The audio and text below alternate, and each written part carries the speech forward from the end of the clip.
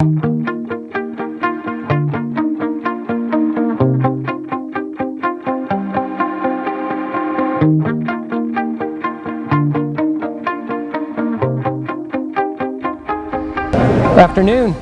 We ready to get started?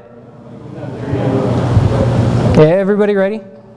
Hopefully you're all caffeinated up from Cloud9 Cafe, and previous sessions haven't put you to sleep, so we'll try and keep this lively. My name is Dane Young. I'm a systems engineer with Entisys, which means I'm a field guy. I spend most of my days out in the field with you all and our customers. So what does that mean? I get hands-on. I get dirty with the technology. And I like it. I like it a lot. I'm a technologist at heart. I live and breathe technology. I love this stuff. The reason why we're all here at the Computer History Museum is because we're making history with technology. I'm what you call an enthusiast. I'm very enthusiastic about technology. And so hopefully this presentation keeps it rather enthusiastic. I'm going to open up for questions as we go through the presentation. If we start to get out of line at all, I'll kind of bring it back in and we'll make sure we get through all the slides. But it's going to be an interactive type of discussion. So what are we talking about? We're talking about advancements in hypervisor technologies. And what does that mean? Well, we've come a long ways. Computer History Museum is all about history, right? Well, there's a lot of history to be told with virtualization and where things have come over the last decade. We're going to talk about a couple technologies specifically, and the only reason why we're going to narrow down the focus is because it's my show, and those are the technologies that I have the most experience with. So unfortunately, I can't talk about KVM, I can't talk about Xen, I can't talk about Oracle VM. Sorry guys, it's not going to be in this presentation. So let's go ahead and get started. What are the characteristics of a hypervisor? A lot of this is going to be a review to guys. I'm going to go through it just so we start at a foundation, so we all get on the same page. There's a type 1 and a type 2 hypervisor, and basically we break it down to either a bare metal hypervisor or a hosted hypervisor. An example of a hosted hypervisor is VMware Workstation, VMware Fusion. Those are sitting on an operating system. The operating system is fully managing the hardware, and then you have virtualization that's inserted in there. Type 1, native bare metal hypervisor, that's your Xen, your VMware, and your Hyper-V examples. One of the characteristics is that it virtualizes hardware. So this is the Intel VT, AMD V type of capability. It gives you access to virtualize the actual hardware within the system. Another characteristic is multiple simultaneous operating systems, which means I'm not going to be limited to running a single VM on this hypervisor. It's intended to give me consolidation, to allow me to grow. All of those characteristics are multiple simultaneous operating systems. And then server class hardware. This is a main differentiator. These hypervisors are intended to run on server class hardware, not necessarily desktop class hardware. Does it run on a laptop? Sure. Does it run on a desktop? Sure. But these operating systems are designed to scale to server class hardware. And what's the evolution look like? Well, many moons ago, we had supervisors. And supervisors did all the managing of the applications and the software that was running on that stack. Then we migrated and we've evolved to hypervisors, and as Simon talked about this morning, the next concept that is being introduced these days is a microvisor, or a piece that sits very thin in that layer in the stack between the hardware and the software. And microvisors provide micro-virtualization, providing application isolation and security, leverages hardware isolation technologies to protect enterprise applications from untrustworthy desktop tasks. That's really what Simon was talking about this morning. So that's a shout out to Bromium. So what are the type 1 server hypervisors that are prevalent in the industry today? Number 1, everybody's familiar with, VMware vSphere. Citrix Xen Server, and I lump in Xen. Microsoft Hyper-V. KVM, this is your Red Hat, SUSE, Ubuntu, and other variants. And then Oracle VM. Like I said in the intro, we're going to focus on these three primarily. And sorry, that's because that's where I have the most expertise, where I have the most experience deploying these three technologies. So let's talk about the advancements in server management. Many years ago, when we were starting out with vSphere, we had a service console, which has now been deprecated. That carried us from 2.x to 3.x, 4.x. We started talking about ESXi, eliminating the service console, getting to a thinner operating system that actually sits on the bare metal, that has less risk from a security perspective, that has less pieces that are actually communicating directly to the OS that's managing the piece. With Windows Server, we also had an evolution. They introduced Server Core. It really intended to be used for other applications as well as Hyper-V, but it can be used for Hyper-V to basically thin the operating system that is installed on bare metal. Microsoft had a statistic that in 2011, if you compared Server Core to full-blown Windows Server, there were 60% fewer patches that were required for Server Core. A lot of that has to do with MMCs not being able to run, no .NET Framework, those types of things, basically minimizing the patching footprint, which minimizes your maintenance windows. And now we've gotten to a point with Windows Server 2012 where they're actually calling it server with a GUI or server without a GUI. So we don't even have a concept of Server Core versus full server anymore. Now it's, do you want a GUI or do you not want a GUI? And then some of the advancements in the Xen world is, well, we have DOM 0, which anybody that's worked with Xen knows DOM 0. That's your privileged domain. That is what has access to all of the drivers, that has access to the storage. And DOM U, which is the unprivileged domain, which is just basically your virtual machines that sit on the hypervisor. That's DOM U. And then what they're talking about with Xen, it's really curious to me, and they're moving a direction where they're going to have multiple driver domains or stub domains. Xen is already talking about this. Xen Server is talking about implementing this. And basically what they're talking about is getting to a point where instead of installing all the drivers in DOM 0 to give you access to your various hardware devices, including Fusion IO, for example, you'd have a driver domain. And then that driver domain wouldn't be limited to 32-bit versus 64-bit. It would be able to run 64-bit native drivers. So that's a huge advancement that they're going to basically minimize the dependency on DOM 0. So what do we also have with the advancements in server management? Well, from the VMware perspective, we have this concept of image builder and auto deploy. Well, what does image builder and auto deploy do? It gives you the ability to have a stateless host, which means that if that server reboots, if that host reboots, all the memory contents, all the CPU contents are wiped and it starts over fresh. It's a great advancement. Has a lot of capabilities. Minimal adoption at this point, but it's a direction for where we're going to be going moving forward, where our hosts are basically just compute platforms for us to throw resources at, and we don't need any of the stateful information. We can offload that to a syslog server or that type of scenario. With Windows Server, it's a little bit more complicated because you have to use tools like Altiris or Windows Deployment Services to basically get your OS deployed out to your host. But then once the host OS is deployed, we can basically use host profiles to deploy the Hyper-V components, integrate with System Center Virtual Machine Manager, get the agents installed, and build a cluster directly from one console, which is a huge enhancement that we're moving to. So on the OS deployment piece, Xen has a lot of enhancements as well, but they're all third-party to basically give you the ability to deploy over the network your bare metal OS. This is going to be my favorite slide, and this is one of the slides at the end of which I'm going to open up for any questions. So if we have a mic that can be passed around, that would be great. Otherwise, just stand up, speak loudly. This is going to be a comparison of current supported maximums. So I'm going to have 3 columns on this screen. We're going to talk about each of them and talk about what each of the hypervisors in the current released version are able to support. So starting off on the left, we have vSphere 5.1 weighing in at 160 logical processors per host. How many of you folks are running 160 logical processors per host right now? Just show of hands.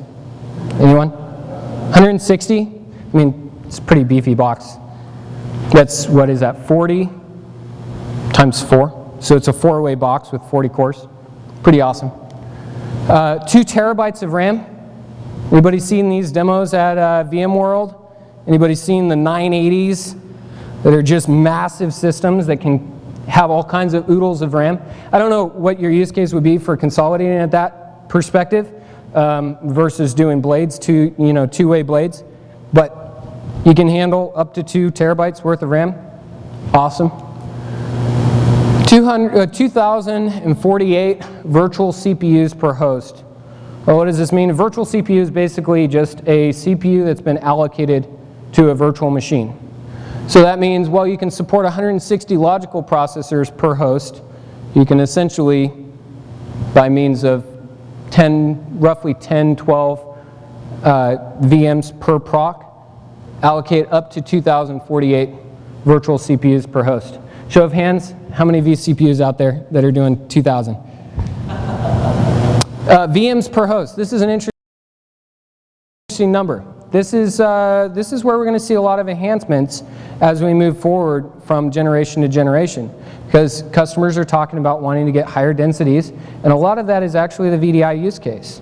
So VMs per host currently supported is 512. That's also a pretty beefy system to be able to handle 512 virtual machines per host. And virtual CPUs per VM. These are the monster VMs, 64 virtual CPUs per VM. I don't know many customers that are even running 64 logical procs in a host right now, but you can support 64 vCPUs on a VM with the current release of vSphere. That's a lovely number right there. How many of you folks are running 1 terabyte of RAM for a VM? Not even for a host, but for a virtual machine. Anybody want to try and vMotion that guy? Anybody? Anybody want to know how long it's going to take to vMotion that guy based on 10 gig E? I don't even want to count. So another characteristic that you notice when we talk about these scenarios with the monster VM, we're talking a lot about it at VMworld. You come into this scenario where you're running into swap size allocations blown way out of control because reservations are not enforced on these larger VMs. Basically what a reservation does, if you allocate, let's just cut that in half. Let's say you're going to allocate 512 gigs of RAM to a virtual machine. The swap file is going to basically say, all right, so any of that RAM space that's not reserved for that virtual machine, create a swap file on the disk that is the size of the RAM allocation. That's a 512 gig swap file that you just carved out on your SAN. Well, what does swap file do to SAN? Destroys it, especially if it's heavily being used. So 512 gigs is swap file. So the way that you basically combat that is you increase the reserve. If you had a 512 gig memory footprint on a VM and you wanted the swap file to be 256, for example, you would throw a 256 gig reserve on that virtual machine, so it always keeps that thick allocated to that virtual machine. Nobody can intrude on that RAM allocation. Just an interesting tidbit there. And then we're talking about 32 hosts per cluster. Realistically, we don't see these sizes yet. I don't know when we're going to see these sizes. 32 hosts in a cluster is pretty significant, but you can do it with the currently supported maximums. And that's my favorite number, 4,000 VMs in a cluster. How many of the environments are we talking about these days that would support their entire organization? Quite a few. Quite a few organizations could be no more than 4,000 virtual machines for the entire organization. You can do that in a cluster. One cluster for the entire organization. Some of the larger organizations, that's pretty significant to be able to do that. Would we necessarily go that route? Likely not, because you want to have some failover, some failback, multiple clusters for either management, or if you're doing VDI, you could have some VDI clusters. So likely you're not going to see the entire organization in a cluster, but you can have up to 4,000 VMs. So let's talk about Windows Server 2012. This has been getting a lot of traction most recently. Why? Because it was just released. Everything that's just released gets a lot of notice in the press, a lot of traction. But how does it actually correlate to some of the supported maximums of vSphere 5.1? Well, with Windows Server 2012, they now support 320 logical processors in a host. That's an 8-way system with 40 cores. Anybody want to know the bill on that one? I'd certainly like to know. 8-way system with 40 cores, 4 terabytes of RAM. It's a pretty beefy number. Again, 2,048 virtual CPUs per host. Decent number there. 1,024 VMs per host. Some pretty significant density when you consider a 4 terabyte host. It's roughly 4 gigs of VM. 64 virtual CPUs per VM. Again, the same number that we're seeing over in vSphere 5.1. Terabyte of RAM per virtual machine. Again, same numbers that we're seeing over in vSphere. And then 64 node clusters. Again, pretty significant. Would you necessarily want 64 hosts in a single cluster? Maybe, maybe not, maybe, maybe not. If you're a cloud service provider, you might. Either that or you might want to keep your clusters to 2 4-node clusters and just have many of them. And then 8,000 VMs in a cluster. So let's compare that over to Zen Server. This is the current release version of Zen Server, which is 6.1. They're supporting 160 logical processors per host. Again, the same number that we're seeing in vSphere. A terabyte of RAM per host. So that's half of what VMware can support, a quarter of what Windows Server 2012 can support. 900 virtual CPUs per host. This one's always my favorite. This one varies. It doesn't vary based on documentation. All the documentation says 60 to 150. 60 is more realistic. Yeah, exactly. So according to Zen Server 6.1 official documentation, so let me hold off there before I go on. I said at the beginning that I'm an enthusiast, right? That means I'm very excited about technology. I like some of the enhancements. Let me be very clear that I get paid by none of these vendors. None of them write checks to me. None of them basically give me kudos and say, you know, you're doing a great job for supporting our product. I'm as independent as it gets, and I try to keep it that way for the benefit of the customer. I'm not here to bash any one of these vendors. I'm just going to talk about them in an open forum so that we can get an idea of what we're looking at today. Documentation for Zen Server 6.1 says this: 150 VMs per host. Okay, 150 VMs per host. Can you actually get 150 VMs per host? Maybe. Some of the tests we've done, haven't seen it. But the other number that's pretty curious to me is maximum HA VMs per host, 60. Well, why would you want any more than 60 if you can only support 60 for HA? Doesn't make a whole lot of sense. So you got a resource pool for Zen Server, and you can throw as many VMs on there as you want for your host, but you can only support 60 per host for HA. Not a whole lot of use cases for having 150 if you can't do HA on all 150. So 60 is a more realistic number because we're going to do HA in our resource pool. Zen Desktop, we don't need HA. Excellent comment. What about the persistent desktop model? Do you need HA for a persistent desktop? So, I take it from the audience, there's a lot of folks that are deploying VDI. It's great. We're seeing a lot of movement in that direction. We've gotten this concept of persistent versus non-persistent, pooled versus static, assigned versus not assigned. And basically what we've come to is a point where everybody wants to get to the ideal state, which is the pooled desktop, but it's very difficult to do today. Why is it difficult to do? Because we have traditional IT practices that are managing our applications, which in a lot of cases means that users are wild, wild west on their machines, their laptops, their desktops. There's a lot of organizations that have taken a hard stand to say, nope, users are least privileged, they don't get admin rights, but it's very difficult to change that mindset because the users, again, security and user experience are always at battle. So with a persistent VM, kind of have to do HA. More or less, you have to do shared storage. Because if it's local storage and that host goes down, then so does the user's data on that host. In a pooled VDI scenario, yeah, we can get up to 150 VMs per host, turn off HA in our resource pool, and get to those numbers. But if you have any type of mix between persistent and non-persistent, you have to enable HA. So this is quite a significantly lower number, 16 vCPUs per VM. Are you going to run into this a whole lot? Maybe, maybe not. I know some VMs right now that are more than 16 vCPUs per VM. So you may or may not run into that number.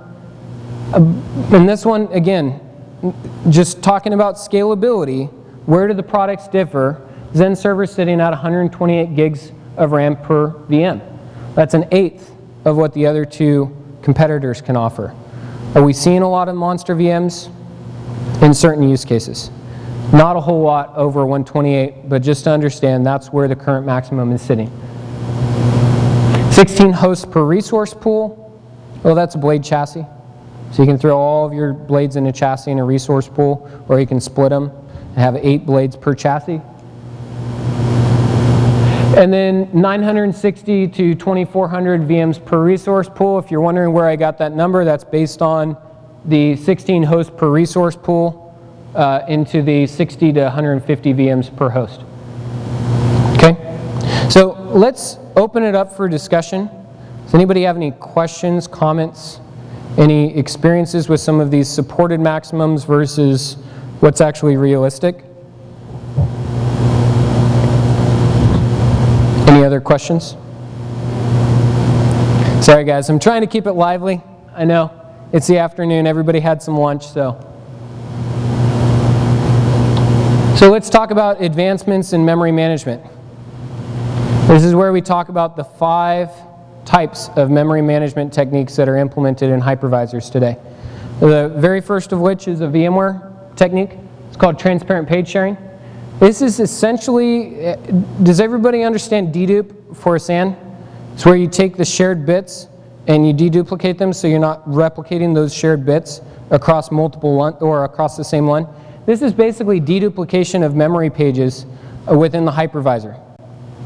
So basically this says if my Windows 7 VM to get to Control-Alt-Delete, and you could say Windows 8 or 2008 R2 as well. But let's say to get to Control-Alt-Delete, it takes 450 megs of memory just to get to Control-Alt-Delete. Well, if you're powering up 10 of those desktops, then they're likely sharing the same memory pages for that 450 megs per VM. Transparent page sharing basically says, instead of storing that 450 meg footprint times 10, if you have 10 desktops, why don't you go ahead and deduplicate that data so that we're storing it once and basically referencing back to that shared page. The problem where that falls apart is with Windows 7 and 2008 R2 for that matter. Windows doesn't like sharing pages with other VMs. In fact, there's a security feature that disables or disallows the sharing of pages between VMs. Why? Because if malicious software gets in there and alters the pages that you're ultimately having a pointer back to, then all of your VMs that are referencing that pointer have then just been compromised. So Windows 7, Windows 2008 R2, it's kind of part of their UAC initiative, have basically locked you out of being able to share those pages across multiple VMs on a hypervisor. Well, what does that mean for VMware?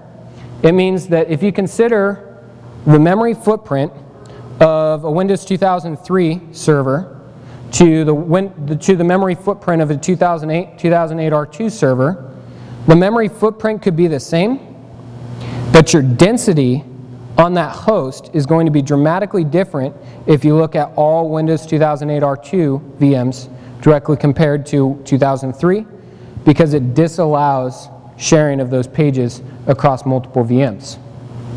There is a feature where you can disable that security enhancement. However, I will never, ever, ever recommend disabling that security feature. It is the very reason why they implemented it, is to protect you from malicious software altering those pages. So you can increase your density because of transparent page sharing by turning off that security enhancement. I would never recommend it. The next one is ballooning. Hopefully all of you have heard of ballooning at some point in time. Maybe you're troubleshooting a performance issue and you're seeing a lot of ballooning happen within the virtual machines on the host. Ballooning is a technique that basically inflates a driver to force the virtual machine, the guest OS, to shift pages that are no longer necessary within memory. So it says, oh, I got an influx of memory requirements because of this balloon driver. And so it says any pages that are no longer necessary, go ahead and offload those. So the way that memory works is it keeps intact memory for the most recently used pages. So if another page comes in, it's going to shift that other page out. So the balloon driver basically inflates to push pages out of memory and then deflates to allow drivers back into memory. Ballooning occurs when you're overcommitted on your host and it needs to reallocate some virtual machine memory from all of the guests, from all the tenants on that host. So ballooning inflates, it reduces the amount of necessary memory within that virtual machine, and then as time goes on and the need is no longer there, it deflates. Next one is compression, or more specifically compression decompression, because anytime you compress, you have to decompress. So what it does is it stores a cache of the virtual machine's memory, and when there is high utilization of memory on a host, it will compress those pages into the cache. But unfortunately, what that means is that the next time the VM has to request those pages, it has to decompress from that cache. So you have higher CPU utilization on your host when there's caching that's occurring or compression that's occurring, because it has to compress and decompress. There's a CPU cycle that's required for that transaction. The next one is swapping. Everybody in this room knows what swapping is. Everybody knows what swapping is. Think of the traditional page file when you build a Win 7 laptop or when you build a 2008 R2 server. You specify a page file, right? Depending on the disk that page file is sitting on, you're going to have varying performance when you're actually overcommitted on your memory. If I take a 4 gig laptop, for example, open up 25 programs all at the same time, the page is going to get hit significantly based on that increased necessity for RAM pages. So swapping is going to occur, and the performance of the virtual machine is going to degrade based on the I/O performance of the disk that's supporting the swap. So vSphere implements it in a couple different ways. One of the abilities that it has is to specify based on a host where you want your swap file to be located. So a lot of times what we see is that there's either a high performance LUN on shared storage or local storage, SSDs, that is allocated as the swap file location on that host. It's one of the ways that you minimize the impact to the virtual machine when you actually get to the point where you're swapping. So swapping is usually a bad thing because storage is always going to be slower than RAM. So you want to minimize swapping because your storage is going to be slower than RAM. Well, what happens if, let's say your storage is not as slow as traditional storage and it is pretty darn close to the performance of RAM? There's only a couple technologies out there that give you nearline performance that is going to get close to the performance of RAM. What happens if you throw your swap on that high performance disk and then you only give your VM 256 megs of memory? Or your density for the server is going to go way up because it's going to be able to swap more, which means you're going to be able to fit more VMs on that host. And if it's high enough performance disk that is supporting that, well, it's pretty much like RAM, right? So there was an interesting scenario that they painted at VMworld, which basically talked through this and it said, well, what if the performance of the storage was high enough that you didn't care if it swapped? In fact, you wanted to encourage it to swap because your density would go through the roof because you have to allocate less memory. That's an interesting scenario. So let's talk about the last one. The last one is implemented by Zen Server and Hyper-V, and this one is called dynamic memory. When Microsoft introduced this technology, that single enhancement to the hypervisor doubled the density when directly compared against a previous generation. Doubled the density. So you go from having 25 VMs on a physical host to actually being able to fit 50 VMs on a physical host because you're using dynamic memory instead of thickly allocating the memory to the virtual machine. Well, Zen Server does it too, kind of. Zen Server has a different approach to dynamic memory control, DMC as they call it, not Run DMC, but DMC. In DMC, dynamic memory control gives Zen Server the ability to reach within the virtual machine and minimize the amount of RAM that is allocated when the virtual machine doesn't need it. But the unfortunate thing about DMC's implementation is that when the virtual machine starts up, it's going to give it that high watermark. It's going to give it the full amount of virtual machine memory that you allocated. And then only under resource constraints is it going to pull that number back down. And so what we see is that due to the implementation of dynamic memory, and when you contrast that to Hyper-V, basically with Hyper-V it says, I'm going to let you start at the low watermark, and then based on my VM tools, my integration services within the guest, I'm going to increase the memory as you say, hey, I need a little bit more buffer. Hey, I need a little bit more buffer.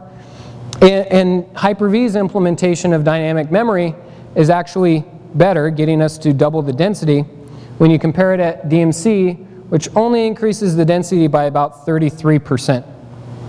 Why 33%? Because of the implementation, the method which they used to get to dynamic memory, which was allocate it thick, and then when I need it, reach within the virtual machine and figure out how much is actually needed, and then pull it back. Well, that requires significantly more cycles to be able to perform that operation than just say, give it the low amount, when it needs more, give it a buffer, allocate more. Everybody clear on the difference between these 5 types of memory management? Any questions on this particular slide or my statement about it doubling the density on Hyper-V servers? Sure. In the Hyper-V scenario,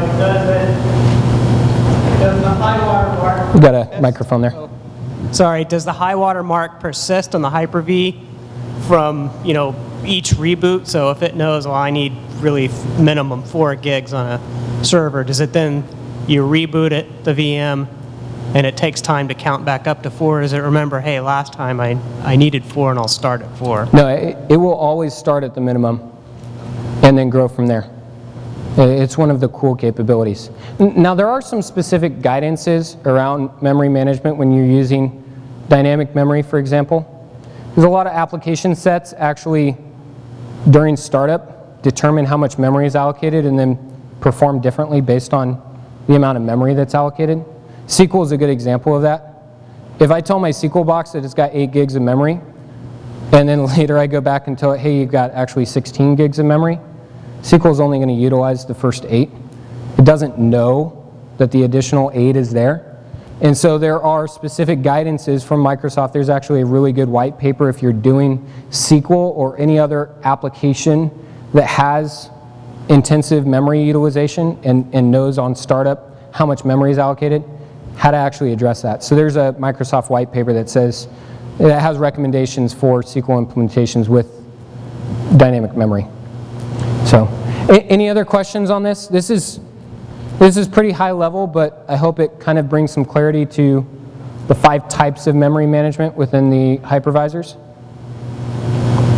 So, next one I'm going to talk about is advancements in network management. Everybody's talking about 10 gig. Actually, some people are talking about 100 gig, but I'm not one of them. Sorry, I don't see it yet.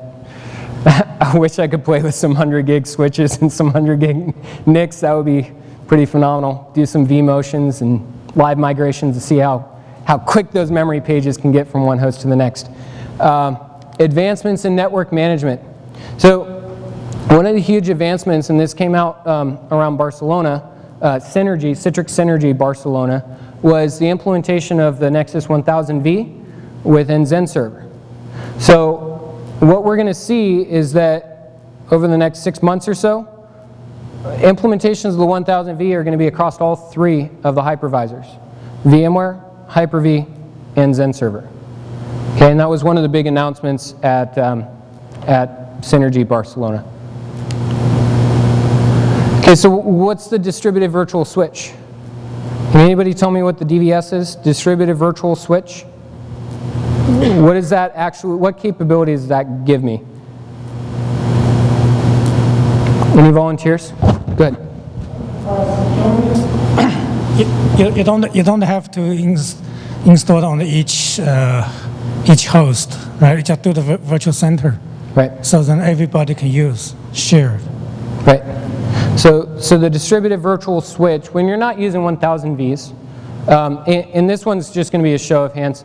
How many of your organizations are using 1000 Vs right now? Okay, couple. All right. How many of your companies are using switches in general? All of them. Right, because in general, right, that distributed virtual switch, that's an important conversation around. You know, if you have switching today and you're looking at adding additional hosts, this is exactly why they created that. Yeah. So not a whole lot of implementations of 1000 Vs. Great technology.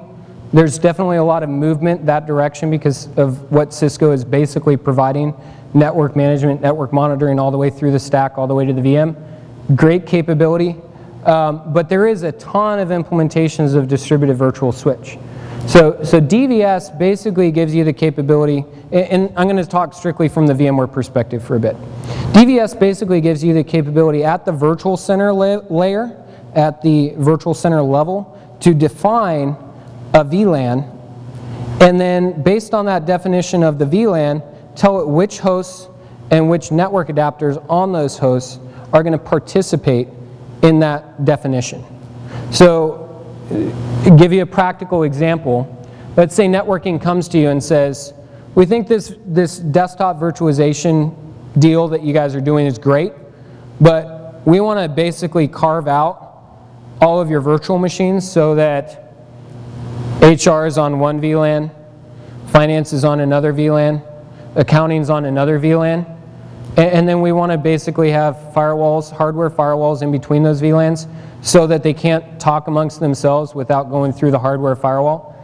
In that application, under normal constraints, let's say you had a 16-node cluster or heavens, a 32-node cluster. In the current application of standard networks, you would have to go into every host, go into the network configuration tab, and go and define those additional VLANs on every single host. DVS basically gives you the capability of saying, oh, I've got 3 new networks. Cool. Well, I already know the uplinks that those are going to be shared amongst, so I'm going to define those at the virtual center level, and then based on the host partaking in that uplink set, they're automatically going to get that VLAN applied down. So it takes a network task that would normally be rather time consuming if you did it on a host by host basis, and it allows you to set that definition at the higher level, at the virtual center level, and then apply that definition down. Okay? So what that means is ultimately cost savings when you decide that you need additional VLANs within your network, because you can define it once and it applies down. All right? So SCVMM, which is System Center Virtual Machine Manager, which is a piece that is primarily used for managing Hyper-V hosts, introduced this capability. They call them logical networks. And so basically we would define a logical network and then apply it to a virtual switch that is applied to a server, and based on that definition it follows the path all the way down.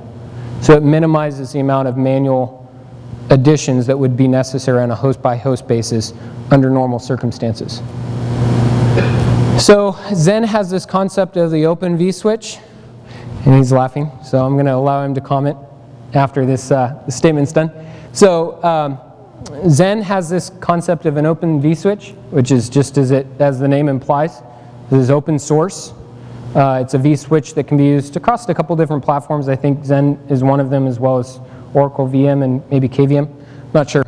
Open vSwitch is a project that is open source that Zen allows you to tap into to basically get this capability where you can define networks at a higher level and then apply them down to your hosts. And then the Linux bridge is the native networking capability that all Zen server hosts are going to have. So the default is the Linux bridge, and then you can optionally tap into the Open vSwitch. Real world use case? Go ahead, Dennis. In Zen Server 6, Open vSwitch is default, and you can go back to the Linux bridge? Yeah. Okay. So in Zen Server 6, Open vSwitch is the default, and then you can fail back to the Linux bridge. Real world scenario, had a lot of customers that have done that very scenario, gone from Open vSwitch to the Linux bridge. Why? Because they were seeing performance degradation on the Open vSwitch. So this is an example where the application of the technology maybe not as good as it was envisioned, and you have to fail back to what we know is tested true that is good. And that was actually at the guidance of Citrix support in that scenario, where they say, oh, we're seeing this performance issue with the Open vSwitch. Okay, let's fail back to the Linux bridge. Boom, performance issue gone. So that's an example where technology, unfortunately, can create a roadblock where you want to use all these advanced features and you want to go that direction, but there's a roadblock that causes you to go back to the old methods. What are all these network enhancements giving us nowadays? Well, they're giving us insight into the virtual networks that we never had before. Example of those insights are things like NetFlow, QoS, and traffic shaping policies. So some of these advancements give us the ability to see into the virtual machines in a way that we haven't been able to see before. Hyper-V implements new technologies that are called dynamic virtual machine queues, as well as single root I/O virtualization. Basically, the premise here is that it will have direct access to the network stack from the virtual machine, similar to, if you think of like LUNs and storage, similar to the way that raw device mappings work. So single root I/O virtualization will give the virtual machine full capabilities of that network adapter. Generally only recommended in high network intensive workloads where you need to take advantage of, let's say, 10 gig network capabilities directly from a virtual machine. And this last piece is network virtualization. Virtual extensible LAN is VXLAN. This has been introduced, been talked a lot about at VMworld. This is what gives us the capability, along with NVGRE and IP rewrite, which I'll get into in just a little bit. This gives us the capability of basically having overlapping IP space on a virtual machine or on a set of virtual machines without it interfering with the downstream stack. So the network layer does not know about these networks. They exist only in the virtualization layer, and what they give you is the ability to have overlapping IP space.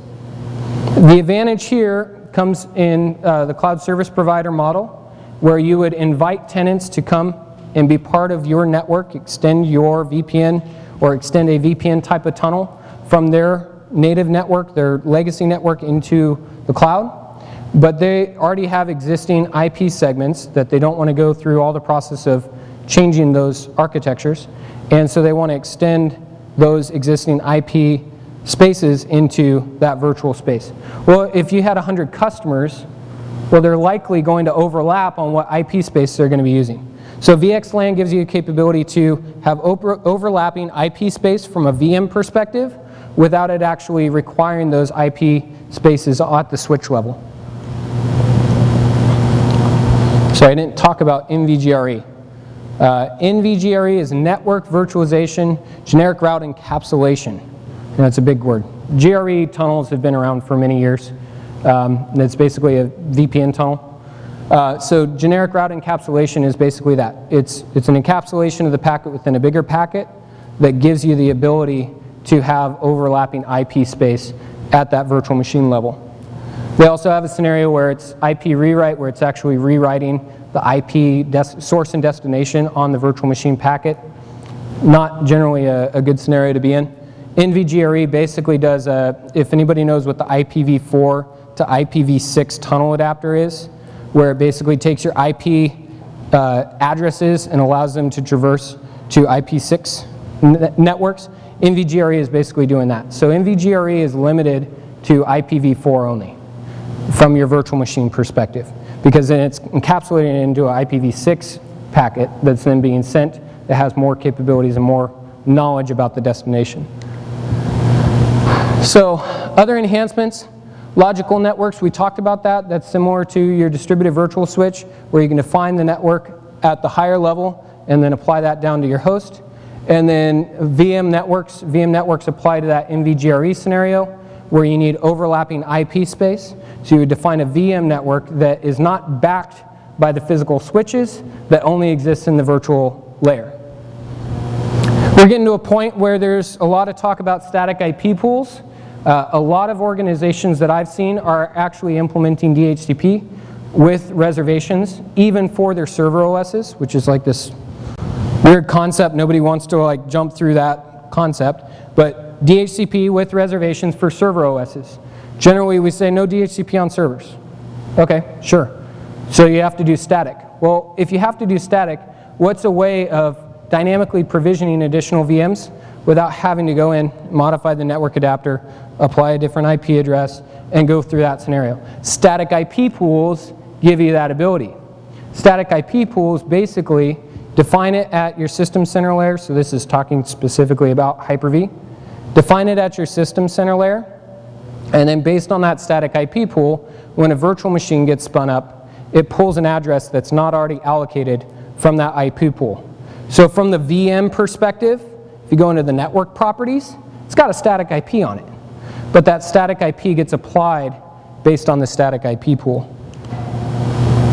And we're getting to a point where we have virtual load balancers. NetScaler comes in a VPX format, so does F5. We can have load balancers at that virtualization layer, so we don't even need hardware load balancers. Different scenarios when you would use that, definitely not for high intensive bandwidth scaling scenarios. We're not there yet. Gateways, firewalls, and VPNs. All of these scenarios are available in a virtual format if you have different application for that. And then vDistributed switch, so that's what we were talking about from the VMware perspective. 5.1 introduces a new capability where we can back up these networks, the configuration of the networks, and restore them, which wasn't available before. So you talk to your network guys and you say, hey, I want to define a network at the virtual center layer. And they say, great, give me the switch config. Well, previous to 5.1, we couldn't do that. But now we can actually do a backup of that switch config, if you will, and then restore it if anything happens to virtual center. LACP, switch independent and advanced routing. This is the ability to aggregate multiple network interfaces and to do advanced things that are other than just fail on fault. Most of the time when you aggregate multiple network interfaces, you're just doing fail on fault. If this NIC fails, go ahead and start using this one. LACP, switch independent and advanced routing, give you the ability to either define the team, the bond on the networks or on the switches, on the hardware switches, or do switch independent, which is a cool capability, where it will actually switch between the two networks based on the virtual machine that's talking. And then advanced routing, so this is route based on source, IP, and hash, those types of pieces. And then this one's my favorite slide. Everybody's getting their piece of it. So this is generic, talking about the ecosystem of who's working in the network virtualization space these days between Zen Server, Hyper-V, and VMware. We have a lot of different players that are tapping into this and saying, hey, we've got different advantages that we can give you from a network virtualization perspective. We can do compliance, we can do application firewalls, we can do, you name it. They're all tapping into this. And with Windows Server 2012, what's really cool is they have This capability is called the extensible switch that allows these vendors to basically tap in there and mirror a port, for example. If they wanted to mirror a port off of a host, they could do that, have it route the traffic up to the virtual appliance that's giving you monitoring. Extensible switch is what gives them the capability to tie into the host network. Let's talk about storage enhancements. Yeah? Network management, most of the answers that you described are moving from the physical networking world. Now, traditionally, physical networking, configuration, support, and management has been the responsibility of network teams and organizations. Yep. With all of this moving into the virtualized infrastructure, what is the industry trend on the move from a virtual server admin to network team for configuration and management of virtual networking infrastructure? Excellent question. It's actually one of the #1 use cases that I've heard customers talk about, the 1000 Vs, which are, for all intents and purposes, Cisco IOS. And so the networking admins have access to the 1000 V the same way that they have access to a physical switch. And so if they decide, oh, we need to provision this new network, they just go into the interface, SSHN, just like they would a physical switch, go in and configure it, and then allow it to pass through to the hosts and the virtual machines. Unfortunately, we're still talking about a conversation where the traditional network admin has to get an understanding and a knowledge about virtualization and what virtualization actually means from the networking perspective. But I would say that that's largely attributes to the move to the 1000 V, so that operation of provisioning a new network or provisioning a network to a virtual machine gets handed off to the networking team, who has traditionally been responsible for that role. It's very infrequent that we see 1000 Vs that actually sit in the lap of the virtualization admin. Most of the time that's going to sit in the lap of the network admin. Does that answer the question? Any other questions on the network piece before we talk about storage? No, we're running a little bit short on time. I might go over just a little bit. So any other questions on networking, the ecosystem, all the different partners that are playing into this? So let's talk about storage enhancements.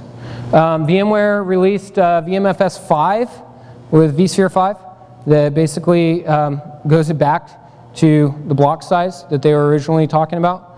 So VMware they went from 1 meg, 2 meg, 4 meg, 8 meg blocks to basically with VMS 5, just get rid of that whole mentality. We don't care about the block size anymore with VMFS 5. Your performance is going to be the same, according to VMware, with 1 meg blocks on VMFS 5. It doesn't matter what block size you have. And a lot of times that was creating a support issue because that size has to be determined up front before you add any extents or grow the ones. So you had to be very, very intentional about what block size you wanted to use when you're initially creating the data stores on the ones. So now with VMS 5, we're able to just do 1 meg blocks all the way across the board. Don't have to worry about that particular piece of the conversation anymore. Yaro talked about this in the previous session. This is VASA. This is VMware APIs for storage awareness. So this talks about RAID levels, thin, thick provisioning, and replication state. This gives the host the knowledge of what's actually underlying the storage. And with that, we can create things like storage profiles, which give us advanced knowledge into what data stores are running on the back end from the host perspective. A lot of times that is, let's just say a black box from the virtualization admin perspective. They don't know that particular capability unless they go and ask the storage team. But now this gives the virtual admin an ability to see into that capability. The next one is VAAI. This is vSphere APIs for array integration. And this allows you to do things like snapshots and fast provisioning operations by sending a command rather than actually cloning the data. SMB Direct, RDMA, and offloaded file transfers. This is going to give you the capability from the host to say, hey, I need to do maintenance on this LUN. Go ahead and migrate all the storage that's on this LUN to another LUN. and instead of actually performing that operation through the OS of the server and then back out the other one, it sends a token and says, hey, go ahead and move that data, tell me when it's done. So the array is actually going to perform that ODX translation, and based on that token is going to move the data on the back end from one LUN to another. And then you can perform maintenance on that LUN if you need to, and so on. Storage I/O control. This is implemented in vSphere. This gives you the ability to throttle or unthrottle performance of a specific LUN if you need to basically limit the amount of I/O that is permitted for that particular data store. Other storage enhancements, SMB3 and scale-out file servers. Who's heard of this technology? Has anybody? Okay, so who's scared of this technology? I'll leave my hand up. I'm a little bit scared of it.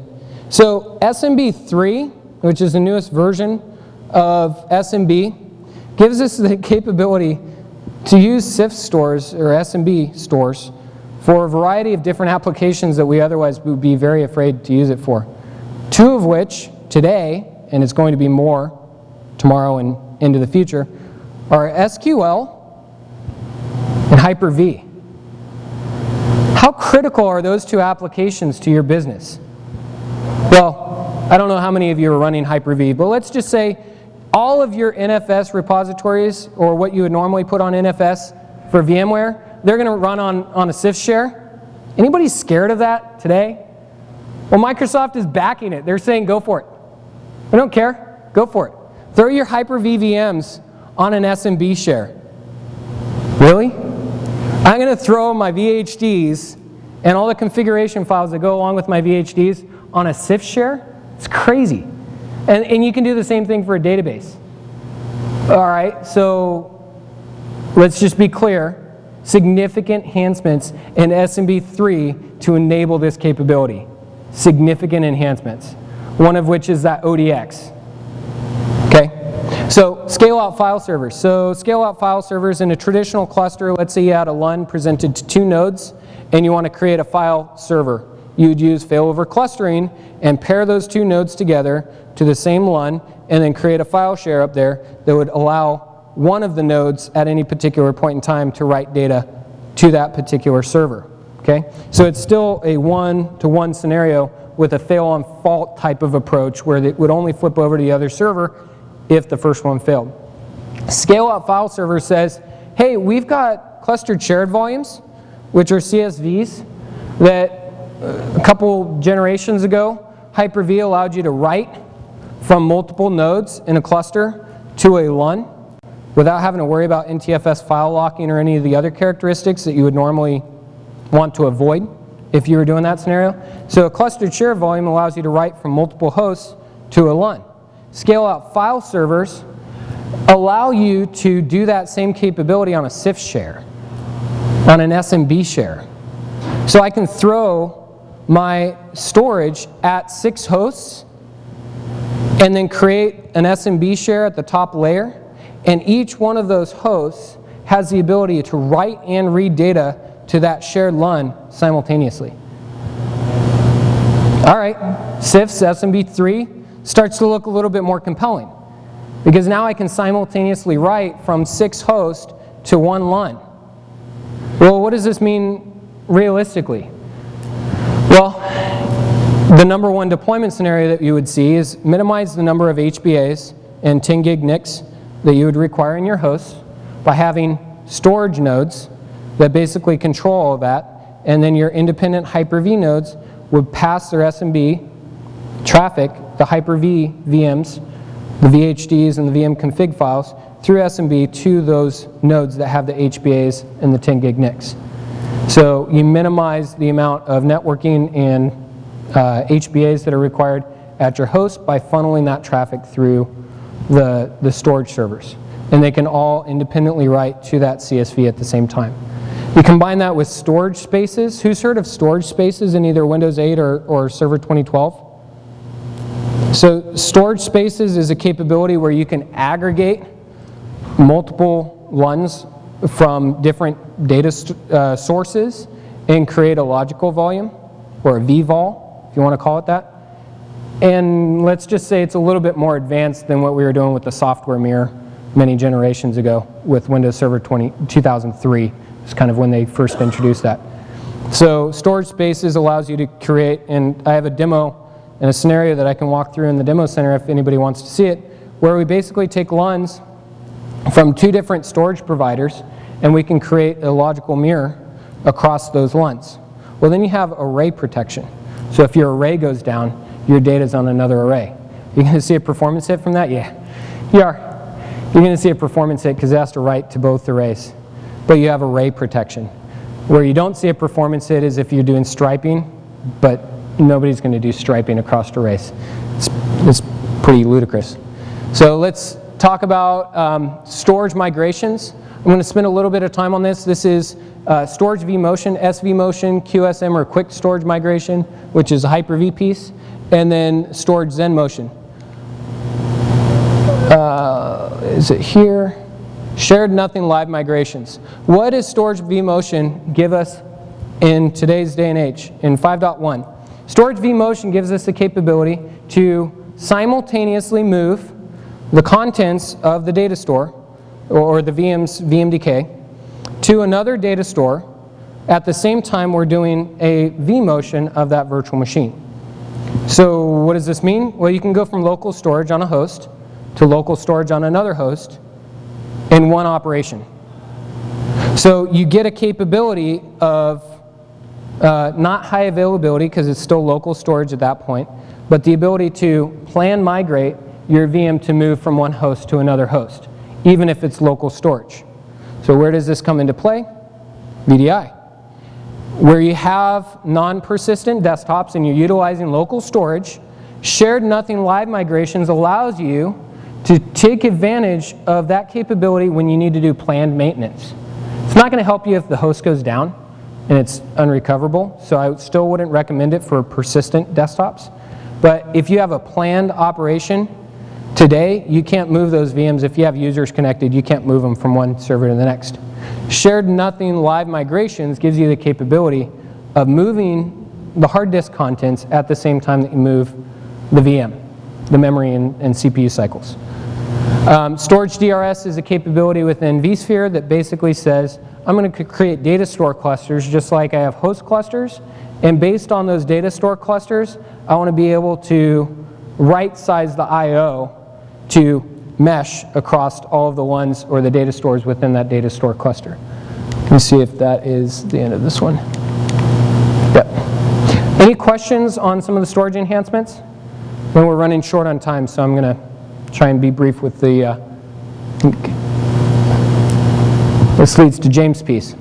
So any questions first of all, and then we'll let James talk about the future of the hypervisor. Any questions on some of the memory management enhancements, some of the service console to ESXi, those types of enhancements, networking or storage? Okay. All right, so two things. First thing is that, just so you guys know, there is a huge accident on 680 that is closed down both north and southbound traffic. There's a truck that came on the side. We had to pay somebody to do that to keep you guys here, but nonetheless, it's all good. No, seriously, there is a bad accident, so plan that accordingly in your head.